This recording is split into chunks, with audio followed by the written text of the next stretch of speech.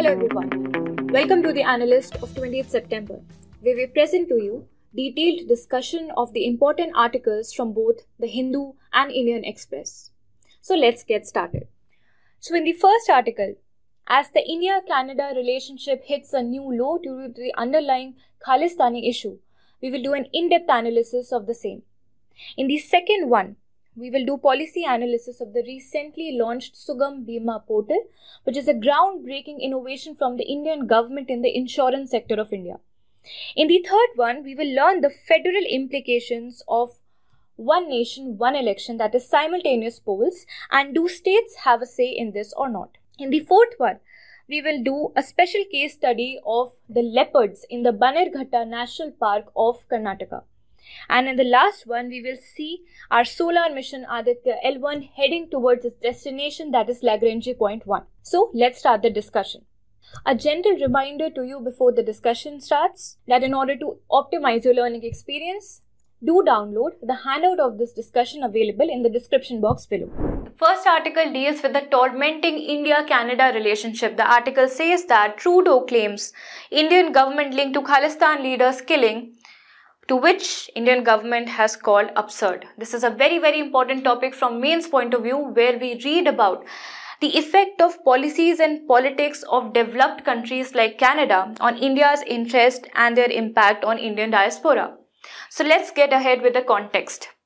The recent ongoing cases of the accusations and the allegedy that both the governments are having on each other with respect to the Khalistani issue has tormented the relationships. While on the other hand, the Prime Minister, Justin Trudeau, Canadian Prime Minister, has openly alleged Indian officials of having linkages with the assassination of Khalistani leader Harshdeep Singh Nijjar. In retaliation to which, Indian government has said that Canada is providing a safe harbor for the Khalistanis, which has eventually led to expelling of each other's diplomats in a tit-for-tat reaction. So before diving into the issue, let's first understand what is the demand of Khalistan, or what is the Khalistan movement. So Khalistan movement is nothing but a separatist or secessionist movement which is driven by the ideology or by the objective of having a sovereign, this word is very important, of having a separate sovereign state of Khalistan or Khalistan, separated away from India, ruled by its own laws, or which are called Khalsa.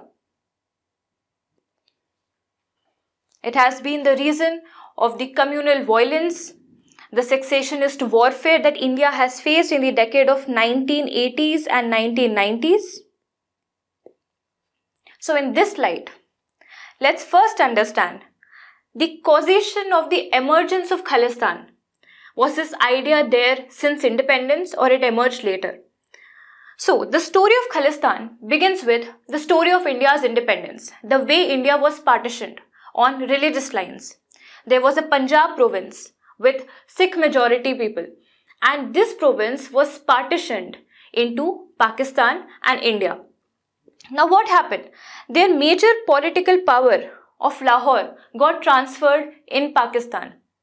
This was their main symbol of political power because this was the capital of Ranjit Singh, Maharaja Ranjit Singh, a prominent Sikh leader. Not only this, the holy site of Nankana Sahib, which is considered as the birthplace of Guru Nanak, also got there in the Pakistan. Not only that, this led to fragmentation of the Sikh community. This weakened their autonomy, this weakened their political power, and basically they got converted into a weak minority, rendering them only 2% of the total population in India. So naturally, there will be a struggle, or there will be a demand for consolidation, for greater autonomy, for political power. So this basically led to creation of demand of autonomous Punjabi Suba. So in order to gain that political power, in order to gain that consolidation of Punjabi speaking people, they demanded that state should be created on linguistic basis. The demand was rejected initially by the State Reorganization Commission in its report in 1954. But later, after a decade, in 1966, their consideration was taken up and the Punjab state was trifurcated into three parts. So Punjab was trifurcated into three parts. So first of all, the Punjabi speaking and the Sikh religion region was basically created into a Punjab province. Now this Punjab was having now a Sikh majority area. Again, the Hindi speaking and the people who are practicing Hindu religion were bifurcated further into two states called Haryana and Himachal Pradesh.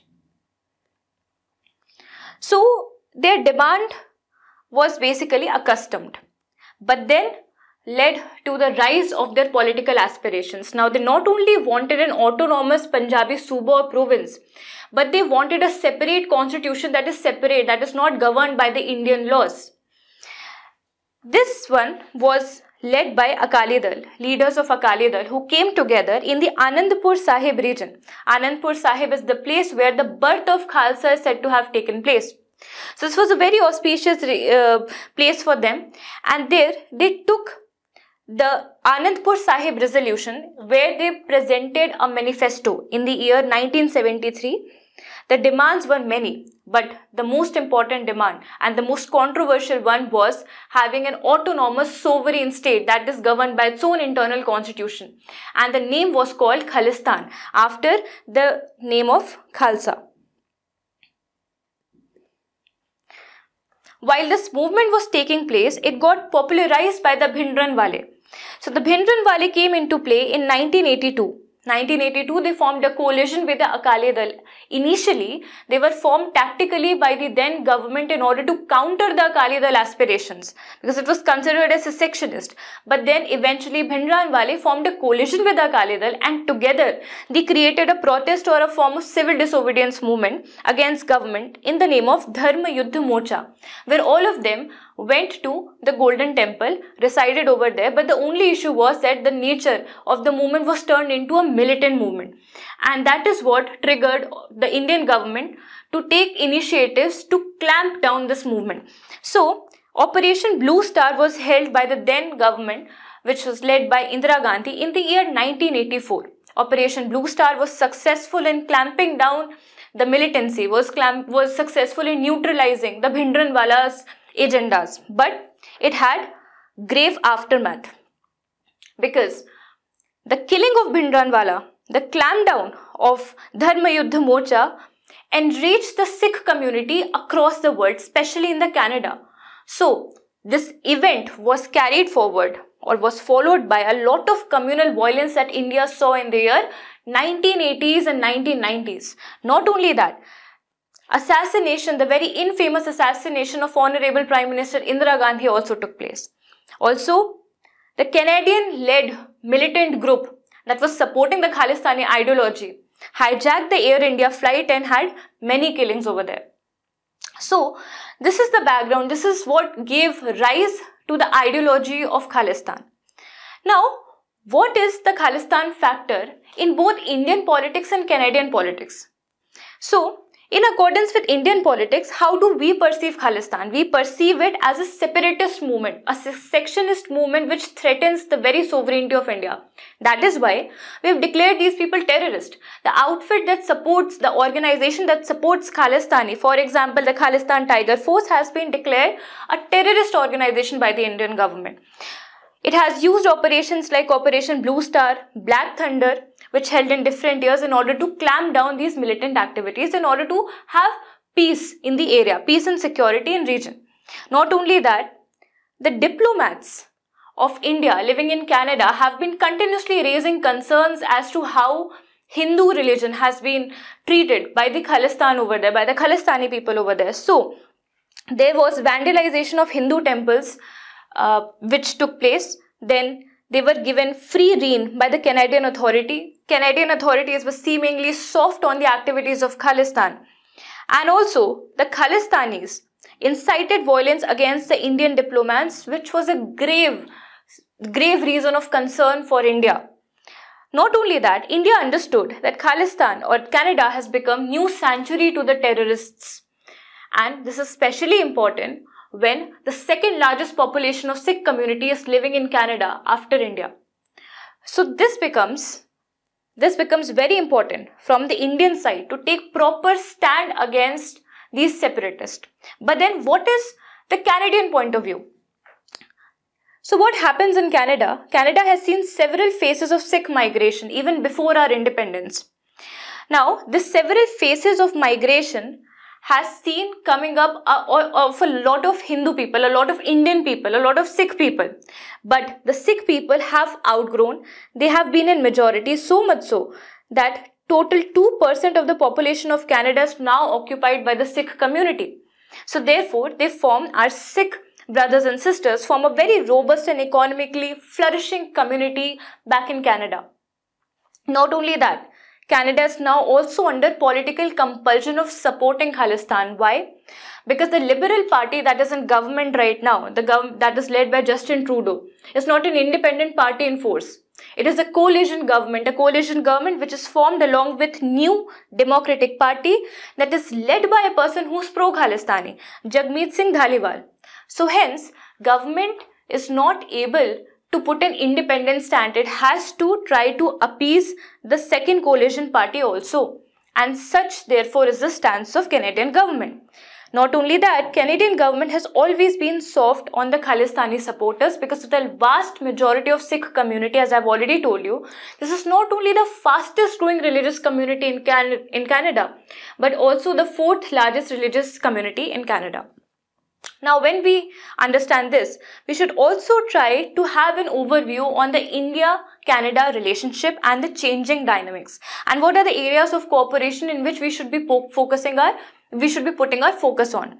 So, first of all, the story of India-Canada relationship starts from 1947, that is when the India became independent, because we had a lot of shared values in terms of democratic spirit, in terms of constitutionalism, in terms of appreciating diversity. We appreciate pluralism. There's a lot of people-to-people ties. Cultural ties are also very strong with India and Canada.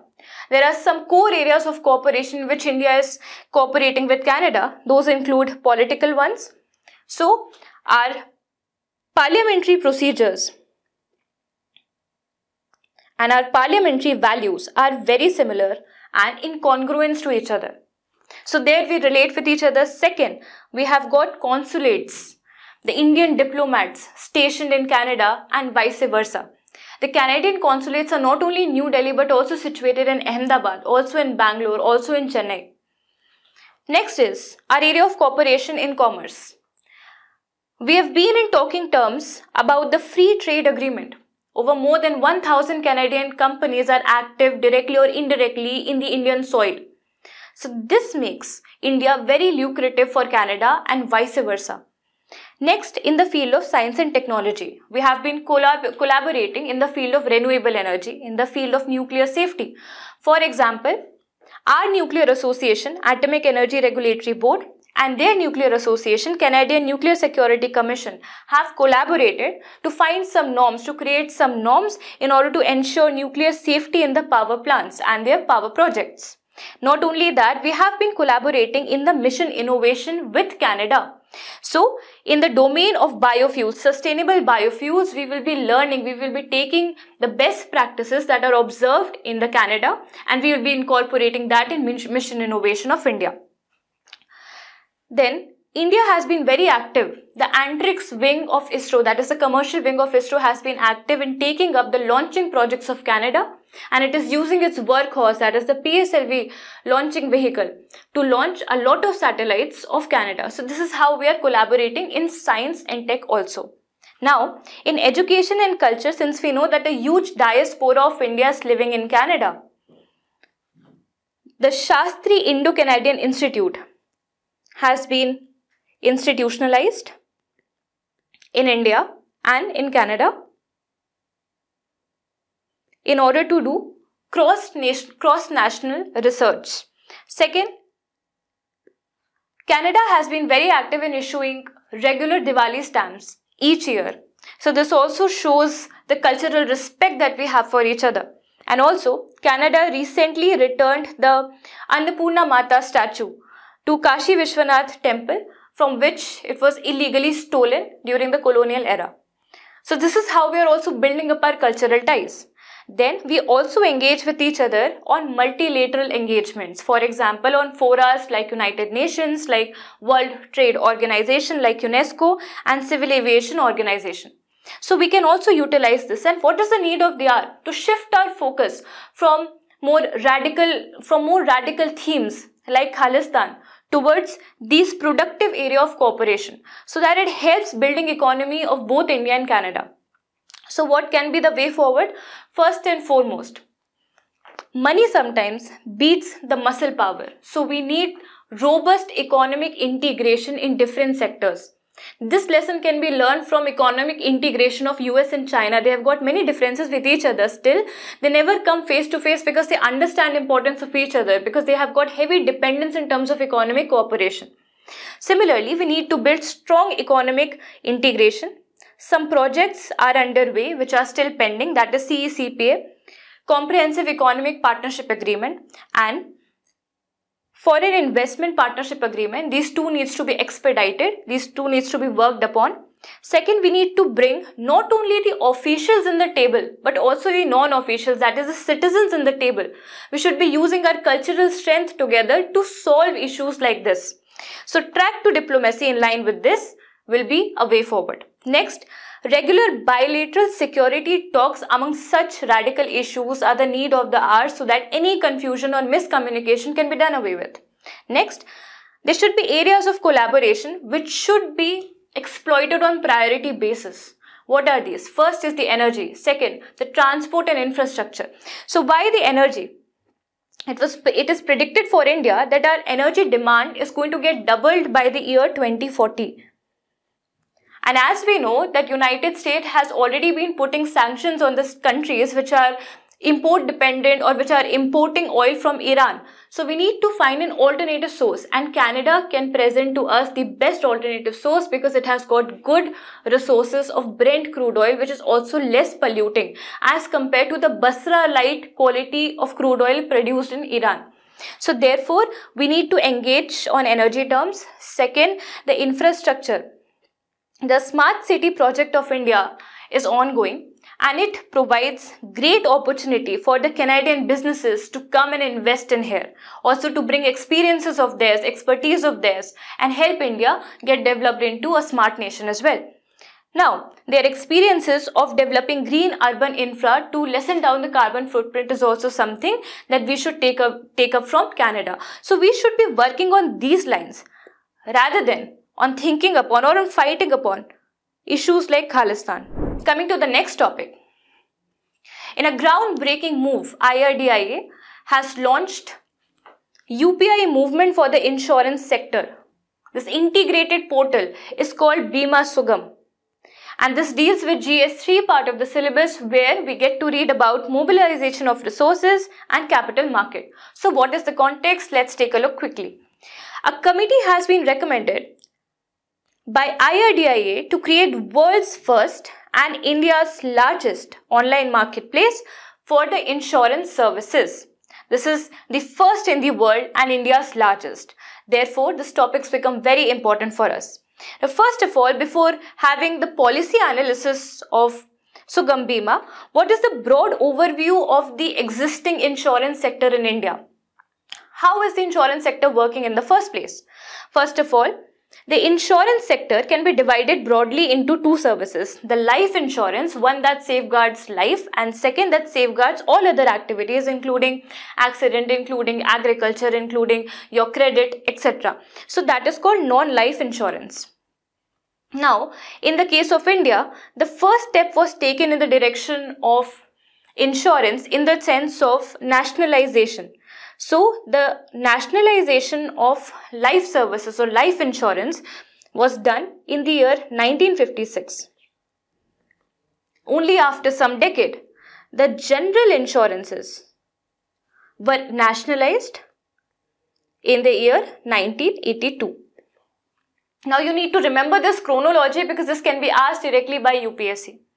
Second is the institutionalization, because we understood the need that as the insurance sector is growing, private sector is trying to come up, and there are many regulations that needs to be performed. So there needs to be a regulator in place. And that was created in the year 1999 in the form of IRDAI, Insurance Regulatory and Development Authority of India, which is responsible for regulating the insurance sector, both life sector and the general insurance services. Now, government understood that there have built up certain regulatory bottlenecks because of red tapeism, because of excessive bureaucratization. So now we need to loosen up a little bit and we need to start privatization as well, so as to provide quality products. So what government did, it started privatization in the year 2000, permitted FDI up to 26% in both these sectors for the insurance companies. Then came the phase of liberalization in the year 2015. Now government realized that we need to become more flexible with privatization. We need to increase the expand. So in the year 2015, the total FDI permitted under automatic route for the insurance companies was grown to 49%, and right now it is at 74% in India. But you should also remember one thing: 100% FDI under automatic route is allowed for insurance intermediaries. Now, who are these insurance intermediaries? These are not your insurance companies. These are not the insurance buyers also. These are people who are between them. So they act as brokers. They make the buyers, or they sell to the buyers, services or multiple policies of different companies. So they help in insurance penetration, and that is why they were allowed 100%. FDI was allowed under automatic route for insurance intermediaries and not for the companies. You must remember this. Now, what are the suggestive trends for India's insurance market growth? Although India is not great at insurance penetration and density, the concepts that we will read in some time, but the market growth rate is exponential. In fact, it is the fastest in the world.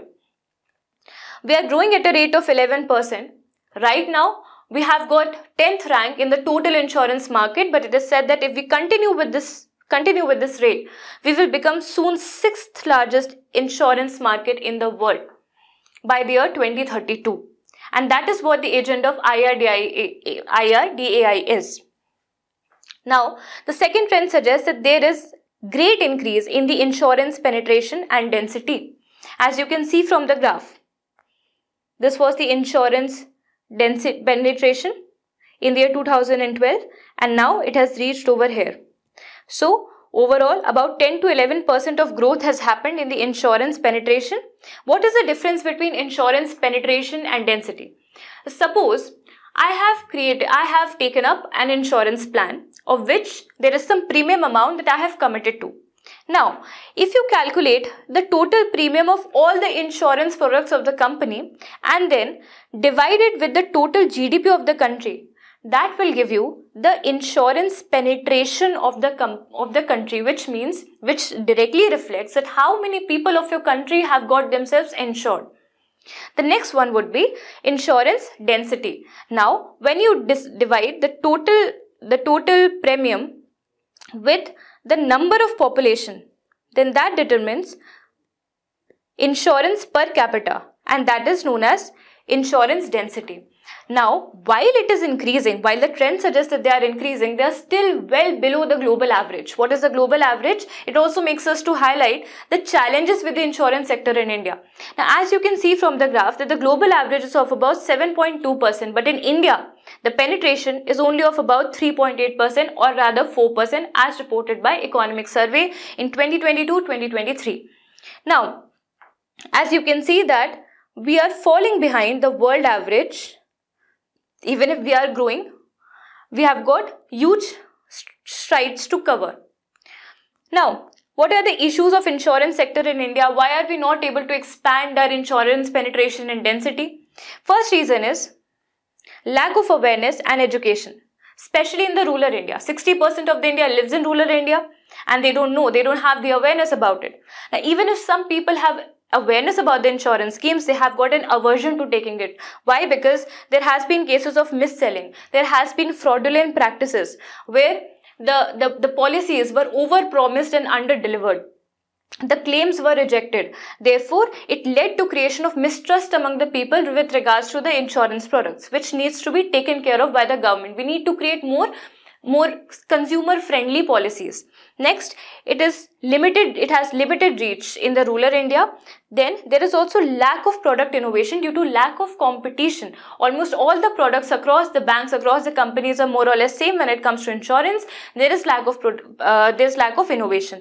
Now, in order to counter all these issues, the government has come up with this breakthrough portal which is called Sugam Bima, which is considered as the UPI movement. Why? Because just like UPI has unified all the payment systems in a single portal and has integrated all the stakeholders in a single portal, likewise, Sugam Bima portal is going to integrate your LIC, the public sector company, and all the other companies in a single portal along with all the stakeholders. So basically, it is an online platform designed to offer customers a range of insurance schemes from various companies. How many types of insurance is it going to cover? It's going to cover all kinds of insurances. That's first. Second, the development budget is huge for its rollout, that is 200 crore. It got increased from 85 crore rupees. Also, what are the benefits for the policy holders? Policy holders like you and me will be finding it easy to get the coverage, get the access. This will enhance the entire coverage of insurance policies in the country. This will also enhance the insurance penetration in the country. Then it also helps us to first of all purchase the service, then also get the services, then also do the settlements in a single place. All of this also reduces the commissionaries or the commission intermediaries. It removes it. So it also lowers the cost. It creates cheaper policies. Also, policy purchase costs are also reduced because you will be directly purchasing it without any intermediary. So you don't have to pay commission also. Now for companies, how does it benefit? First of all, it will help it to access and validate real-time data coming from various stakeholders so that it can keep itself in line with the changing demands of consumer. Second, it also helps to increase the business of scale, improve the efficiency, and it also helps to facilitate the interactions between different stakeholders. This is the main agenda of Sugam Bima, that the government databases or the agencies like UIDAI, insurance companies, the repositories of state, the agents and the policies holders, everybody can come together and interact with each other in real time in an integrated manner. And this is the feature of Sugam Bima. So let me very briefly summarize the benefit. It is a single holder for policy, single window for policy holder, empowers the consumers. It has benefits for insurance companies, also for intermediaries, and last but not the least, it helps to universalize and democratize the insurance atmosphere in India. What are other government initiatives that are aspired in future in order to strengthen the insurance sector? So first and foremost was the institutionalization. We have got an independent regulator now. Not only that, we have also expanded our FDI limits so that it becomes more inclusive of different companies, of different folios, and it also gets to have more FDI, more investments. Next is very, very important, the IRDAI vision, where it calls for having insurance for all by 2047. This it is going to achieve by planning a trinity, which is called Bima Trinity, which is going to address all the following gaps. These following gaps that we just saw, it's going to cover all these gaps through this trinity. The first one is Bima Sugam. So here a comprehensive integrated portal is there. Second is Bima Vistar. This will be having an integrated policy which will not only have the life products but will also have agriculture products and all the other general insurance products. So everything will come in a single place. So you only have to subscribe to a single policy now. It's not in place right now, but it is soon to come. Next is Bima Vahaks. People who are there to spread the awareness about insurance in India. This is going to be women-centric workforce who will be operant in Gram Sabha so that they also create awareness in the rural regions so that they also get enrolled into insurance schemes. Especially they get aware about Bima Sugam and Bima Vistar. So this is the trinity that we are talking about. Now, government also has an inclusive approach with respect to insurance. It is not only providing insurance in life sector, but also for agriculture, also for health sector. So, for example, Pradhan Mantri Jan Arogya Yojana will be providing healthcare insurance for economically weaker sections. Second, Pradhan Mantri Fasal Bima Yojana for the distressed crops. Pradhan Mantri Suraksha Bima Yojana and Pradhan Mantri Jeevan Jyoti Bima Yojana again for healthcare. So these are some other insurance products offered directly by the government of India. Coming to the next topic, here we will deal with the federal impact of simultaneous polls. So this deals with GS2 part of the syllabus. We are going to read about federalism, the mechanism of election, government policies and interventions. So why is this a news? Because a 8-member high-level committee presided by the ex-president of India, Ram Nath Kovind, is set to examine the one nation and one election idea and make recommendations for holding simultaneous election by checking the feasibility of the same. Now, this particular committee, although was formed in 2nd of September, an analysis of this is taking rounds every now and then in the newspaper. So today we will try to discover it entirely. So first of all, let's understand what is this concept of one nation, one election. It means to conduct simultaneous polls of both Lok Sabha, that is the central government, and the state assemblies simultaneously, that is together. This is not a thing which is new for India. India has been performing simultaneous election. It has been a norm in India till 1967. So our elections of 1952, 1957, 1962 and 1967 were held simultaneously. But only after 1967 there was a breakdown or premature dissolution of the state assemblies in the year 1968 and 1969. So hence the cycle got disrupted. Furthermore, in the year 1970, premature dissolution of Lok Sabha took place. So hence the entire cycle of an integrated election broke down over here. So that was the historical background of simultaneous election, that we are not new to it. Okay, what is the current Indian election scenario? See, what is happening right now is that there are multiple elections going on within a year, which is costing exchequer, which is costing the administrative personnel, the military personnel, the security personnel. See it through an example. In the year 2019, we had these many elections. So Chhattisgarh had election on January. Then Madhya Pradesh on 7th January, Rajasthan on 15th January, Telangana on 17th January, Andhra Pradesh on 12th June. So as you can see that after every month a new election was getting conducted. So such is the frequency of multiple elections getting conducted in India. How does it impact Indian exchequer? So as analyzed by a report of Election Commission of India, initially where we used to spend only 6 paise of expense per elector, now that has gone up to 46 rupees per elector. As you can see that the total expenditure from election has gone drastically up in the year 2014.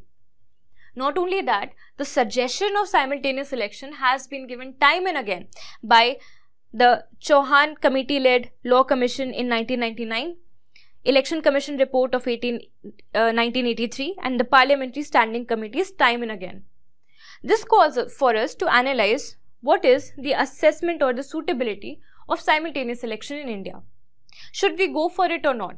First of all, let's analyze arguments in favor of conducting simultaneous election, why you should not be going with the current scenario of Indian election. First, because holding elections together will drastically reduce the financial burden on the exchequer. According to a report of Election Commission of India, it was found that in the year 2014, the total expenditure made from the election was of 39,000. The Lok Sabha election had expenditure of 39,000 crore.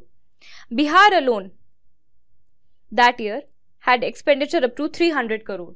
And it was estimated that if we conduct simultaneous elections, that the total expenditure would come somewhere to be about 45,000 crore rupees only.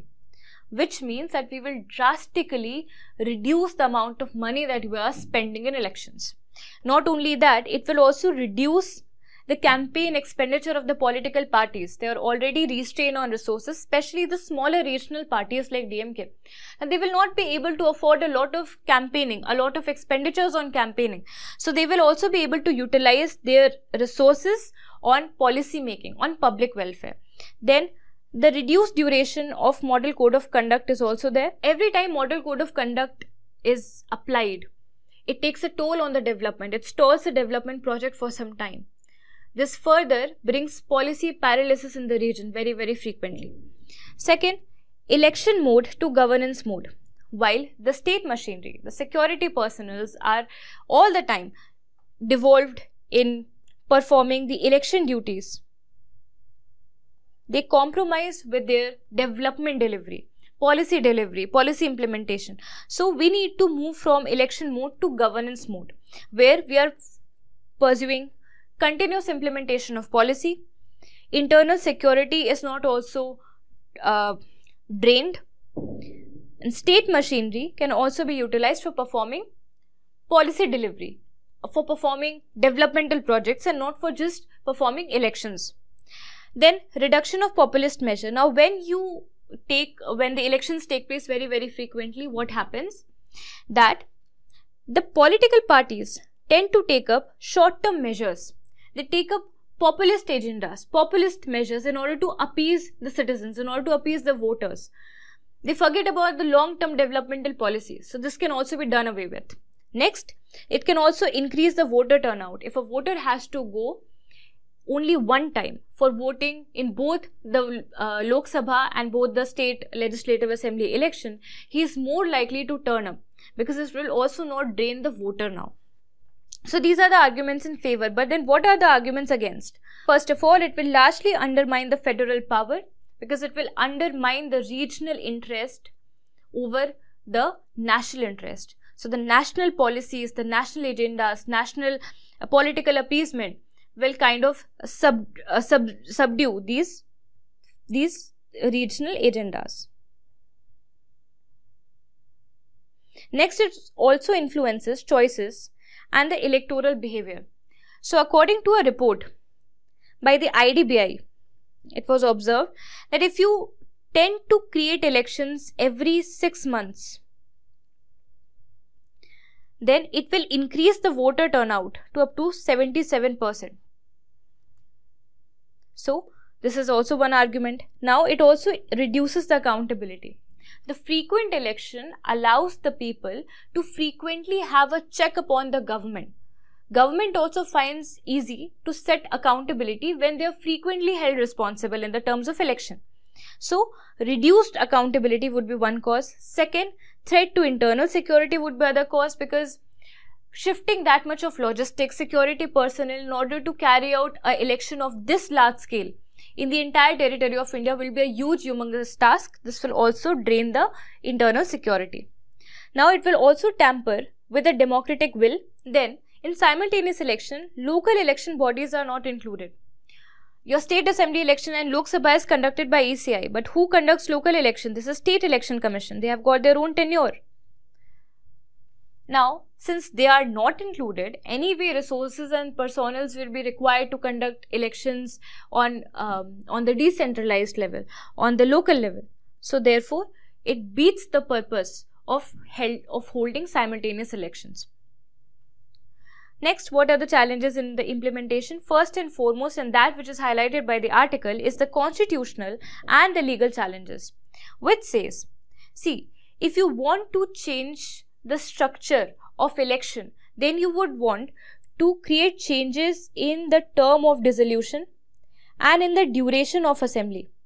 Duration of assembly will be having a costing on article number 73 for the union and article number 172 for the state. Similarly, in order to dissolve, it will be having article implication on 85 for union and 174 on the state government. Not only that, it will also have implication on article 365, that is precedent rule, which might be required in order to conduct simultaneous elections. Now, these would require, since it has a federal impact, therefore, these would require a constitutional amendment with ratification of states. So, therefore, it has got a huge federal impact on the conducting simultaneous election. So, first of all, let's try to answer these important questions. Do states have any say? Yes, they do have, because in order to create these constitutional amendments, Constitution has prescribed, especially Dr. Ambedkar emphasized that ratification by states have to be done in order to preserve the federal structure. So anything which has got ramification on the federal structure needs to be ratified by state, at least 50% of the states. This can be seen in 99th Constitutional Amendment Act that brought NJAC, which was ratified by 16 states. Also, the GST Act, the 101st Amendment of 2016, the GST Act, which was also ratified by more than 50% of the states. Next question. Can a constitutional amendment be struck down for the lack of ratification? Yes, but not entirely. This is called as the doctrine of severability, where the Supreme Court will not entirely struck down the provision, but will only struck down those provisions which will be having an implication on the federal structure of the nation.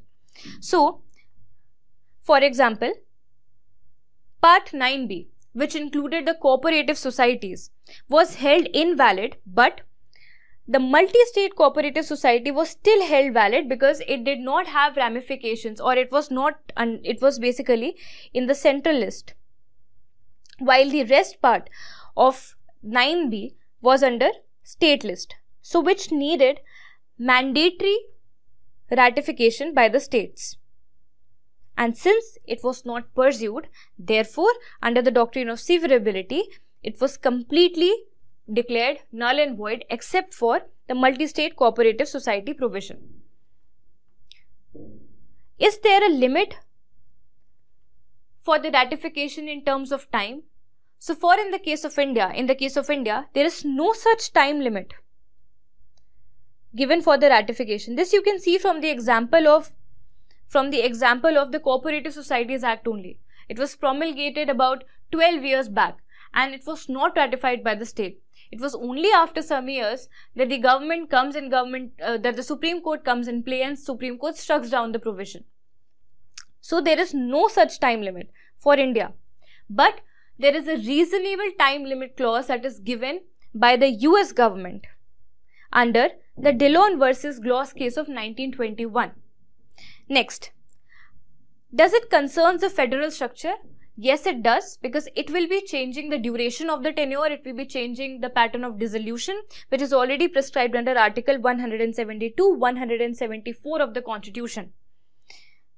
Next, what has been recommended by Law Commission? It has recommended that it should require ratification by at least 50% of the states. But experts are warning that this is not a feasible step, and since this constitutional amendment itself is not feasible because there is no time limit to it, there will be no efficiency to it. This will be a long driven case. Therefore, they are saying that it is not feasible for us to pursue simultaneous elections in India.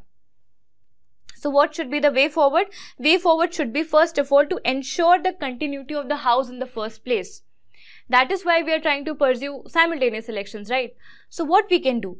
While we are trying to put up no confidence motion which challenges the government of the day, it should be augmented and supported by confidence motion which also which also tells that this is going to be our leader for alternative government. So we need to couple up the no confidence motion with the confidence motion in order to ensure the continuity of the government and the policy. Next, categorizing states based on proximity to the next general election. Entire 28 states and 8 union territories cannot be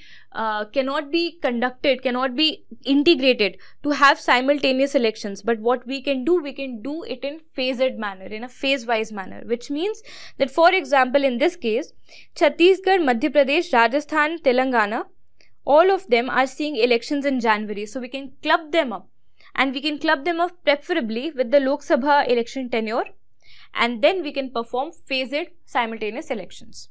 This is all about this topic.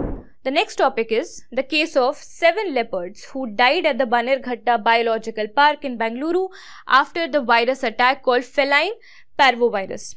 This deals with prelims, where reading about important places and species in news is important. So what is the context? That 7 leopard cubs have died in the Bannerghatta Biological Park in Bengaluru under the virus attack. In this article, we have to read the place that is in news, that is the Bannerghatta National Park, its geography, and we have to read about the species in news, that is leopards. So, which place is in news? It is the Bannerghatta National Park. It was established in the year 1970. Only in the year 1974 it became National Park. It is situated 22 kilometers south to the city of Bangalore in the Anekal range. Now, a question can come that Bannerghatta National Park is a part of Nilgiri Biosphere Reserve. Will you be able to solve this question? Let us try to see. As you can see that Bannerghatta National Park is located over here, somewhere here, and Nilgiri Biosphere is here in the convergence of the states of Kerala, Tamil Nadu and Karnataka. So, it is very, very far away. It is not in the Nilgiri Biosphere Reserve, something that you need to remember. Next, Bannerghatta Biological Park is a part of the Bannerghatta National Park, which was created in the year 2002. This biological park and this entire national park serves as a natural wildlife corridor for transferring of tigers and elephants, for movements of tigers and elephants towards Nilgiri. Then, which river flows through it? It is a Suvarnamukhi stream. And what is the flagship species? Elephants, leopards and tigers are the flagship species of Bannerghatta National Park. Now, let's have analysis of the leopards. So, leopards are the feline species who are considered as one of the big fives. India is the only country in the world to have the all big fives, that is the leopard, tiger, lion, snow leopard and clouded leopard. These are the big fives, cats. What is the status? It is near threatened. What are some of the interesting facts about leopards? First of all, leopards are territorial species and they take, if you see the distribution, they take a lot of space of India also. Why? Because they are not very sensitive to the environment. They do not survive or they do not need much water for their survival. They get enough adequate moisture from the prey that they are consuming. Second, they are great hunters and poachers. Then, they are able to climb trees. They resemble more that of a cat. They are the smallest feline species, but only those feline species that can climb up a tree. The body, the skin that they have, has got roseate spots because, as you can see from here, the print on their body resembles like that of rose petals. So, therefore, it is known as that they are having roseate pattern on their body. Black panthers, this is again an interesting fact that they are nothing but leopards suffering from melanism, which means that their entire body is now colored with black color or melanin. Melanin is a black substance which is found in our hair or anything which provides black color to the skin. Okay. Now, what about their distribution in India? So, as we can see that they are not very sensitive, but they are very, very territorial. They try to capture large territories. So, they are here in the Shivalik range, Western Ghats, Central India region. Most number of leopards are there in MP. Also, most number of tigers are also there in MP. Okay. What are the threats to leopards? Poaching accidents, attacks by villagers, that is man-wildlife conflict, actions by forest department and other reasons. One among them are the natural biological reasons like that of this virus attack. Okay. Now, let's quickly classify and read a comparative analysis of the 4 feline species of India. One is cheetah, the lion, the leopard and the tiger. First, let's understand their conservation status. While cheetah is vulnerable, lions are also vulnerable, leopards are near threatened and tigers are endangered species. These are their scientific names. What is their native range? Cheetahs mostly live in Africa and in central Iran. African cheetahs are vulnerable, whereas the Asiatic cheetahs are critically endangered. Lions accommodate Africa and Asia. Leopard again occupy Africa and Asia, and tiger occupy only Asia. What is the speed? As we know that the fastest feline species is cheetah. What are the physical characteristics? These are some of them. You can read it from the infographic. Then, what are the coat patterns? So, cheetah has got cheetal. Cheetah has got dark spots on its body, which it uses to camouflage in order to hunt the prey. Next, lion. Lion has a spotless body. Leopards have roseted spots on their body. Tiger have unique vertical stripes. Okay. And what is the social behavior? The most solitary and the most territorial one among all of these feline species is the leopard that we were reading. Now coming to the last topic of the day, Aditya L1 mission. This pertains with India's space mission, space technology that we read for prelims paper. What is the context? India's first solar space mission is heading towards its destination, that is the halo point, that is the Lagrange point, L1 point. So first of all, what is Aditya L1 mission? This is solar observatory mission, India's first solar observatory mission launched by ISRO.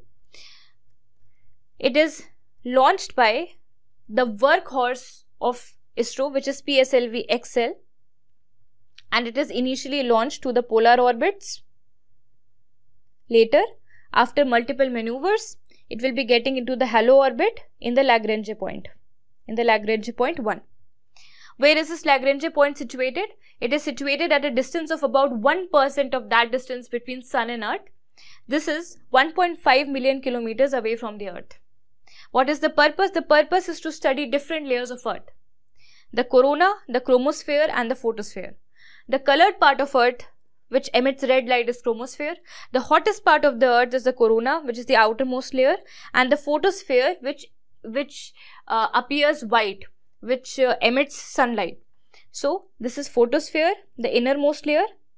Then outermost one is chromosphere, and then outerwards is corona. Corona is responsible for setting up solar flares, which are responsible for impacting climate of not just Earth but also the other planets. Now, what are Lagrange points? Points in which it is intended to be plotted. So, any two bodies with gravitational system will be having such impact on each other that they will have a point of gravitational equilibrium. So, any smaller body would be able to revolve freely around this point because it is maintained. A balance is maintained by the action of these two gravitational bodies. So, in the case of Sun and Earth, there are 5 Lagrange points. One is L1. Then on the farther side L2, L3, then on the equatorial sides L4 and L5. This is situated at a distance of approximately 1.5 million kilometers from the Earth, and it is having a halo orbit in which the satellite will be deployed now. So this is the maneuvering. It has been explained beautifully by the infographic that on September 3rd, it was launched and it was deployed on the polar orbit.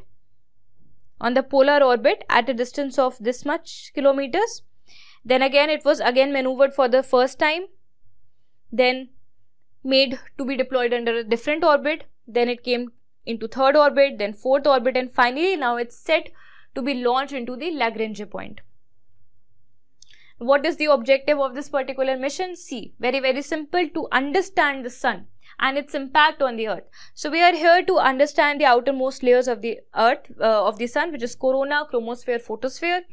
We are here to study the coronal mass ejections, which emit the solar wind or the solar flares, which creates solar storms in the planets, which in turn predicts the weather or the weather pattern of any planet.